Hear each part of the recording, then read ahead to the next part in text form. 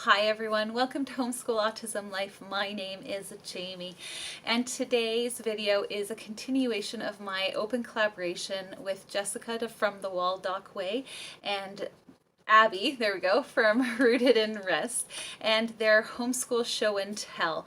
And this month's video is in regards to our favorite subject. Now, I'm completely honest, I was a little bit like, oh, I don't know what to pick, because each of my children each have a different favorite subject. So for my autistic son, he prefers doing our home-based therapy program in his bedroom, and that is a place where he gets to be in charge, he gets to make the rules, he gets to pick the games, all of those things. And of course, what child wouldn't love that over doing schoolwork and stuff like that? So technically that isn't a classic subject, but at the same time, that's his. My daughter, Nara, who is almost 11, she loves probably language arts, but more because she is a ferocious reader and she is way above grade level in spelling. She probably spells better than I do. Thank goodness for computers. And then my youngest daughter is probably the most like me. She is mini me, and her favorite subject is art. So when I was trying to combine all of these for our favorite subject for our family, I went with what I would consider two different subjects, which sounds silly to be putting them together, but is totally doable and put together. So our favorite subjects is arts/crafts and history/ that's a lot of slashes, family history. And I'll explain why those are our favorite subjects in a minute. But the first thing, I'm going to give you examples of this and why I feel that history and art marry so well, because you can take a completely different subject like science and bring these things alive with history and arts and crafts and make it so that our kids are excited by this. So for instance, we are currently doing our space unit. And what I love about the space unit is, most children love talking about the planets and the sun and the sky and all of those different things, how we breathe, all of those types of things. And so the great thing is that there are tons and tons of crafts that you can do. Now, if you feel like you're not a super artsy person, I would challenge you to go on Google. I am, if you haven't guessed, I am an artsy person, and I find that I'm very much still looking at Google and looking at teachers pay teachers and still looking at all of these different resources to take bits and pieces from different ones and put it together in my own special way. So we're doing space, and for the introductory space, we're doing Gather Round Homeschool's space unit. If you don't know what that is, feel free to drop me a line and I can send you a link, or I'll put one down in the description box.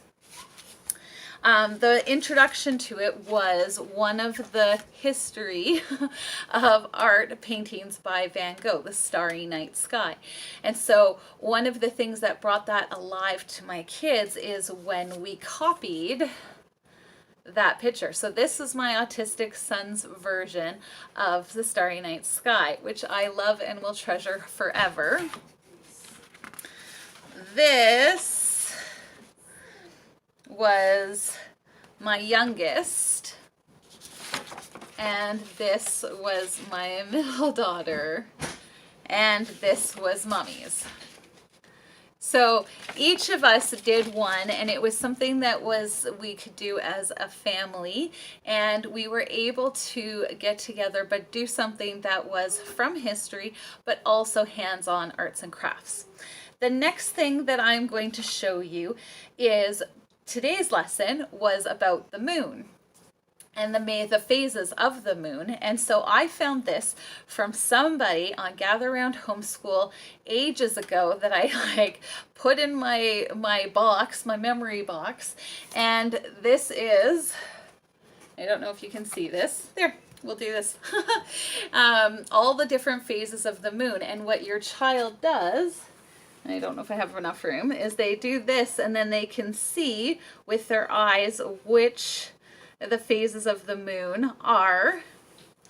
And they love doing this. This was the first thing that we did before we did any reading, before we did any schoolwork, was we had this all painted and then we just glued this stuff on. And so it was a lot of fun, and it was a very, very visual but arts and crafts way to recognize the phases of the moon and why this works for us. So the last thing that I'm going to do is, because we're doing a whole space unit, there's at least 3 different lessons talking about rockets, life as an astronaut, and there's another one, the space race, I think. I'd have to double check that, but there's like 3 really blocky ones about names, dates, and history. So again, I have 2 very competitive daughters.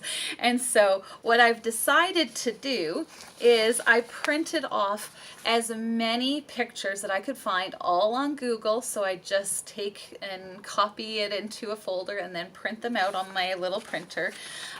Different information about space. So that's not Mir, but the other one, brain work. I can't remember. Brain. Skylab. There it is. Skylab. Skylab. And then the Apollo 1 astronauts, Wernher von Braun, Alan Shepard. And I cut all of these out for the United States and Russia. There we go. Or the USSR at that time. My lighting went funky. Anyway, and I got them in these envelopes. So what we're going to do is we're going to do a space race. So with this black paper, I'm just going to tape it together for as long as we need to. We're going to make some tracks for both American and the USSR.